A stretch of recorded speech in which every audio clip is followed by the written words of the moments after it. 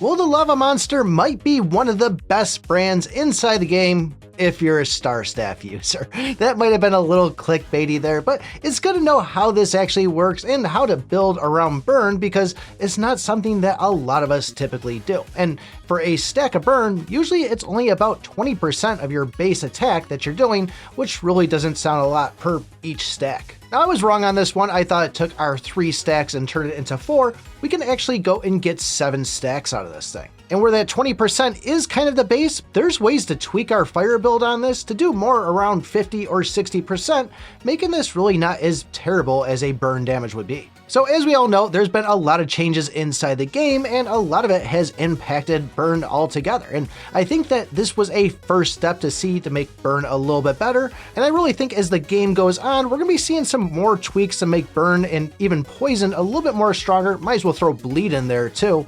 But either way, these are going to be something I think we're going to be seeing more changes coming, and this might not be something you want to skip on. The downfall of this is we can only get this Lava Monster from the Peach Orchard event right now, and they didn't say anything about this getting added into the Wishing anytime soon. So this could be something like the Spring Orchid, where we don't see it for whoever knows. I mean, still haven't seen the Spring Orchid back, but this is something that even if you did go and purchase the maximum from this event for, say, 40,000 gold tickets, you'd still only be getting it up to, say, Legendary. You would have some copies left over to get it towards Legendary +1, but given that this is an S grade, it tends to cost a little bit more to go and upgrade this thing. Now, I did try to go and throw everything at this. You can see here, we do have the Star Staff back on.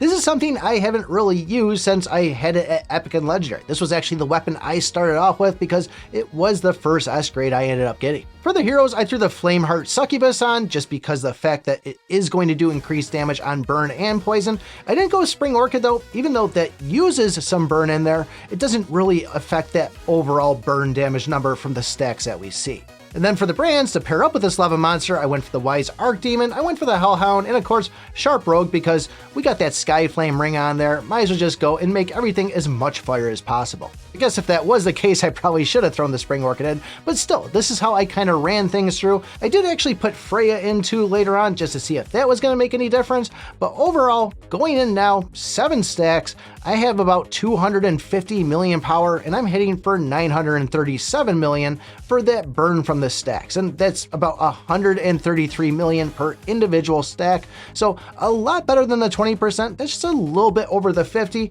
and I'm sure with tweaking things around, you could do much more. I'm still working on my Ghost Legacy right now, so I'm not that far into it, but if I was throwing that on, there's a bunch of fire stuff in there, a bunch of skill stuff that may also impact that burn damage even more, giving a higher percentage. Oh, and I almost forgot, I did throw the Xingtian Axe on. I am using it inside my Awakened side and also using the skill, so that was also helping out on the burn. But where this thing's really going to shine is when you go and get this Lava Monster up to Mythic. That's where every 3 flame waves, you're going to increase the burn damage by 5%. That'll stack all the way up to give you a full 50%.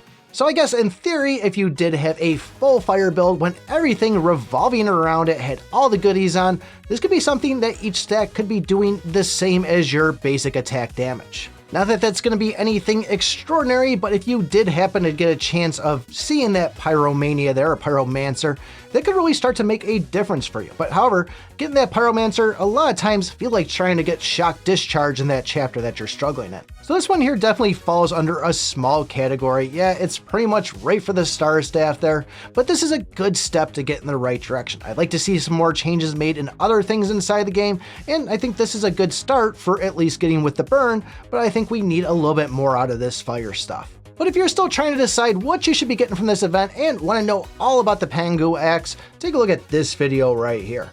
Thanks for watching, and remember, I pick my butt.